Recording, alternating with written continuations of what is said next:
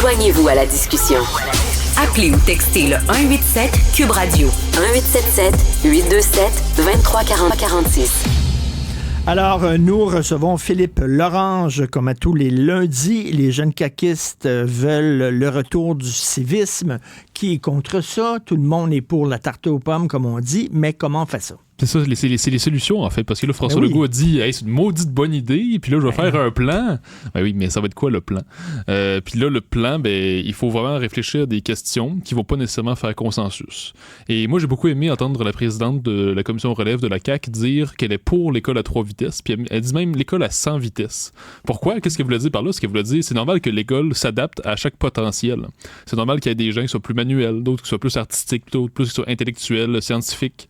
Donc, c'est normal qu'il y ait des programmes particuliers, puis qu'il y ait différentes vitesses d'apprentissage en fonction du potentiel. Donc, quand on dénonce à pu finir l'école à 3 vitesses au Québec, c'est parce que naturellement, dans une société, il y a 3 vitesses de potentiel, si on veut. C'est pas l'école qui a créé ça. Moi, je pense que c'est vraiment la société qui engendre 3 grands types de gens, si on veut. Donc, je suis content de savoir que la CAQ est lucide là-dessus. Okay.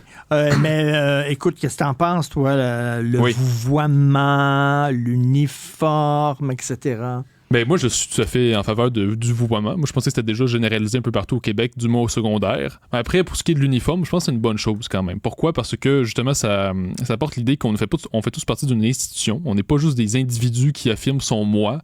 On fait partie d'une institution, donc il faut se plier à des règles. Donc, c'est ça qui apporte l'idée de l'uniforme. Donc, on se plie à des règles, à un code. On fait partie ensemble d'un même établissement, d'une même institution. Donc, il y a une idée de faire corps ensemble dans l'uniforme, du moins. Ben, il y a une contradiction. Il y a une contradiction dans ce discours-là, parce que d'un côté, on dit il faut accepter que tous les gens ne sont pas pareils, qu'il y a des différences, etc. Mais avec l'uniforme, on veut gommer ces différences-là. À un moment donné, dans la société, il y a des gens qui sont riches, il y a des gens qui sont pauvres, et là, pourquoi se raconter des histoires en disant dans le milieu de l'école, ils vont tous être habillés pareil, puis tout ça. Je m'excuse, mais ils ont beau tous être habillés pareil, ils se connaissent, puis tu sais c'est qui le riche de la gang, puis tu sais c'est qui le pauvre de la gang, puis la richesse, c'est pas seulement par les vêtements, c'est la façon dont tu te comportes aussi. Donc, en même temps, c'est pas une fausse égalité un peu débile, ça, avec l'uniforme, là? Mais je sais pas, parce que pour moi, tu dis justement, il y a peut-être une contradiction. Selon moi, c'est simplement un meilleur dosage peut-être des choses. C'est-à-dire qu'il faut comprendre qu'il y a à la fois un désir d'uniformité, mais en même temps, c'est normal qu'il y ait des distinctions. Si on fait, mettons, un parallèle avec Harry Potter, ils ont tous à peu près le même uniforme, mais il y a différentes maisons. Pourquoi? Parce qu'ils ont différents tempéraments. Il y en a qui sont les méchants, qui sont en vert, ceux qui sont courageux en rouge. Non, mais tu sais, c'est un peu la même chose. C'est-à-dire, je pense qu'il faut d'abord comprendre qu'on fait partie de la même institution. Donc, on a le même uniforme, on a certains codes qu'on connaît ensemble. Ça, c'est une première chose. Puis après ça, là, on peut comprendre que en fonction des potentiels de chacun, des désirs de chacun, là, on peut faire des programmes un peu plus particuliers comme tel. Mais si on vient au sujet comme tel du civisme, pourquoi le civisme est en déclin? Pourquoi on n'arrête pas de dire que chaque nouvelle génération est quasiment pire que l'autre? On dit ça depuis la Grèce antique. Là, oui, c'est ça, la Grèce antique. Socrate disait de nos temps, les jeunes n'ont aucun respect. Il y a 2500 ans. Mais pourquoi? Parce que je pense que l'un des grands problèmes de l'école québécoise, c'est que je reviens à l'école à 3 vitesses. On est toujours dans l'idée, puis Pascal Bourgeois en parlait avec toi tantôt, qu'on se dit, si on met les tannants avec les bons, les bons vont tirer vers le haut les tannants, puis les pas bons. Mais dans les faits, ce qui se passe, c'est que les tannants sont des éléments troubles qui viennent tout perturber l'ensemble de la classe. Pourquoi? Parce qu'ils se mettent en gang 3-4, puis là, ils perturbent la classe, ils l'arrêtent parce qu'il faut que le prof fasse de la gestion de classe. Qu'est-ce qui se passe aussi, c'est que les professeurs ils finissent par être tannés, il y a beaucoup de burn-out. Il y a plein de jeunes qui ont commencé le bac qui abandonnent en cours de route. Pourquoi? Parce qu'ils voient bien que les classes, c'est rendu anarchique. Ils voient bien qu'on essaie de tout le monde, d'intégrer tout le monde là-dedans, à la fois ceux qui sont studieux et calmes et ceux qui sont tannants et mal élevés. Donc là, en faisant pas les colours aussi, des gens qui ont des problèmes de santé en plus. Mais ça, on fait pas les distinctions nécessaires. Mais tu sais, dans mon temps à moi, alors ça. Là, c'est le vieux schnock mais tu sais, il y avait des classes allégées, régulières et enrichies. Mm-hmm. Alors, dans les allégés, c'était les gens qui étaient moins bons, qui étaient ensemble, puis tout ça, puis il y avait besoin de plus d'explications, puis tout ça. Puis là, on disait après ça, non, parce que les gens qui sont dans les classes allégées, ils se font niaiser dans le cours d'école. T'es en allégé, puis en même temps, oui, mais Tu te fais pas niaiser là-dessus. Tu vas te faire niaiser sur ta coupe de cheveux, ça en longueur de ton nez, sur ton poids. Je veux dire, c'est ça la vie. Là. Les jeunes, ils sont comme ça. À un moment donné, on a voulu aplanir. Mais tu rends pas service aux jeunes en aplanissant comme ça. Mais non, je pense pas. Puis d'ailleurs, des fois, ces genres de classes-là existent encore aujourd'hui. Il y a encore des séparations qui sont faites. Ça existe encore là, des classes qui sont vraiment spécialisées pour les cas les plus lourds. Mais le problème, c'est que je pense qu'on distingue pas assez. Parce que là, pour le moment, j'avais déjà écrit là-dessus dans le devoir il y a quelques mois, c'est parce que les élèves qui sont calmes et studieux sont pénalisés par les éléments perturbateurs. Donc, les éléments perturbateurs, c'est eux qui causent le problème avec le civisme et tout ça. Puis, il existe déjà des classes et même des écoles spécialisées pour ces jeunes-là qui sont mal élevés ou qui perturbent constamment. Mais il faudrait, je pense, plus systématiquement les envoyer dans ces écoles-là et dans des classes comme ça, dans des classes donc qui sont consacrées à ces jeunes-là qui posent problème constamment. Donc, je pense que le plan de la CAQ devrait se concentrer là-dessus. C'est-à-dire que les éléments troubles dans une classe, il faut les renvoyer tout de suite dans une classe spécialisée ou dans une école spécialisée, au lieu de faire semblant de traîner ça, puis faire semblant qu'on peut gérer le problème, puis c'est peut-être les profs qui gèrent pas assez bien la discipline. T'sais, les profs sont déjà très débordés, sont déjà très fatigués, donc on peut pas leur demander d'être encore plus disciplinés. C'est aux parents, mais c'est insoluble, parce que c'est aux parents à élever les enfants, c'est pas à l'école à élever les enfants, mais là, tu fais quoi? Là? L'État peut pas rentrer dans chaque maison pour savoir si les parents élèvent correctement leurs enfants. Là. Mais non, mais c'est ça, il y a une question culturelle absolument, c'est-à-dire que le nouveau modèle parental, c'est une des critiques qui est faite par plusieurs psychiatres et psychologues, c'est que souvent, le nouveau parent de nos jours, c'est comme l'ami de son enfant.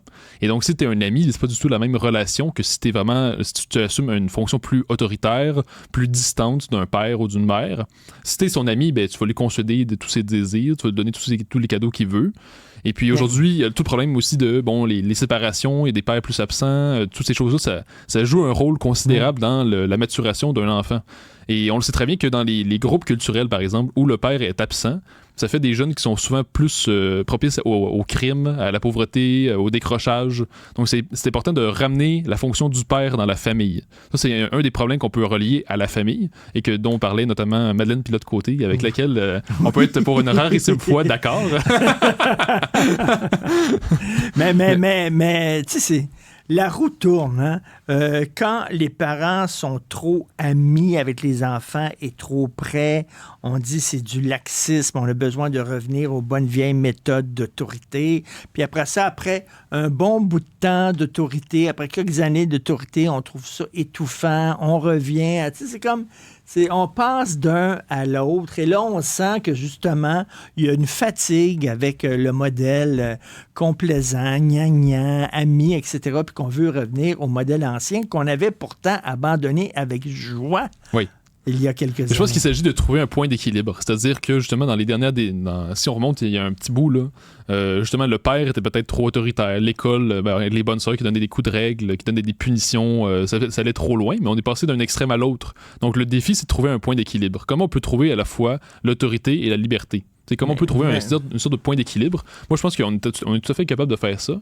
Puis d'ailleurs, moi, il y a quelque chose qui ne fera pas consensus, mais l'un des problèmes que je trouve qu'il y a dans les écoles, c'est que les professeurs peuvent jamais moindrement toucher un élève. C'est-à-dire que si tu veux juste le prendre par le poignet, par le bras pour le sortir de la classe, tu n'as pas le droit de faire ça. Tu peux te faire poursuivre en justice. Donc, même faire ça avec ton enfant, tu as un enfant mettons, de 5 ans, là, puis il est en crise, il fait la danse du bacon, le poignet par le bras, puis il serrait un petit peu. Là. C'est pas le battre, là. Pas le battre. Marin qui serrait le bras en disant « Calme-toi, là. Tu fais ça. » C'est ça. Mais je pense que là, les droits de la protection de la jeunesse vont un peu trop loin. Je pense qu'un professeur ou un agent qui est sur place dans les écoles devrait avoir le droit de prendre un élève par le bras, le poignet, sans y aller. Si c'est trop fort au point de briser le poignet, ben là, il y a un vrai problème. Mais juste le fait de pouvoir prendre un élève qui perturbe, qui est mal élevé. Mais là, ils savent très bien que ces élèves-là, qu'on fera rien, on n'a pas le droit de rien faire avec eux, faut toujours être mou, sinon on a peur de perdre notre job. Mais là, ils ont tous les droits, puis c'est comme ça fait des enfants rois. D'autant plus que ça fait des années qu'il y a des professeurs qui disent maintenant, les parents sont contre nous. À chaque fois qu'il se passe quelque chose contre leur élève, c'est parce que leur petit génie, il s'est fait avoir par la méchante école. Donc, il y a un problème culturel général, un problème institutionnel. Et donc, c'est un immense défi qu'il y a devant la CAQ et devant les jeunes caquistes. Mais du moins, c'est une bonne idée d'essayer de ramener le civisme. Mais il va falloir briser des consensus et des fausses bonnes idées. Mais avec les médias sociaux et tout ça, là, le vertical a été remplacé par l'horizontal. Tout le monde est égal avec les médias sociaux. Tout le monde peut s'engueuler également, donc c'est pas évident. Et en terminant, on a vu une vidéo aujourd'hui à LCN TVA où c'est une jeune fille de 14 ans qui se fait battre là, par plein d'élèves. Là. On dirait une dizaine. Elle lui donnait des coups de poing puis des coups de pied parce qu'elle a écrit sur un petit papier, elle a écrit laide. Elle a écrit qu'une fille était laide dans la classe. La fille, supposément laide, a vu le papier, n'était pas contente. Bon, alors sa gang a décidé de battre la jeune fille. Échymose et tout ça, elle a dû aller à l'hôpital. Et la mère de la jeune fille a témoigné à Yves Poirier. Il y a une personne qui a été punie et qui n'est pas à l'école, c'est elle, c'est la victime. Alors que les autres continuent à aller à l'école, mais elle a été suspendue pour quelques jours. Et c'est elle qui a été battue. Ah oui? C'est fou, pareil, le monde dans lequel on vit, des fois, c'est comme le monde à l'envers. Hein. Ben, pour vrai, ça n'a aucun sens. Puis justement, je pense que l'un des problèmes qu'on a, que je voulais juste finir là-dessus, c'est qu'on n'a pas de vraies sanctions dans les écoles actuellement. On est toujours dans la mollesse. Donc, même des gens qui vont intimider comme ça, qui vont faire toutes sortes de choses, mais qui vont même menacer les professeurs, ils n'auront pas tant de sanctions que ça, ou une journée en suspension. Donc, il faut des vraies sanctions, puis ne pas être flexible. Il faut être inflexible. Merci beaucoup. Le monde à l'envers, ça me semble que c'est ça. C'est quelque chose. Bon titre d'émission, ça me semble. Merci Philippe Laurent. Merci.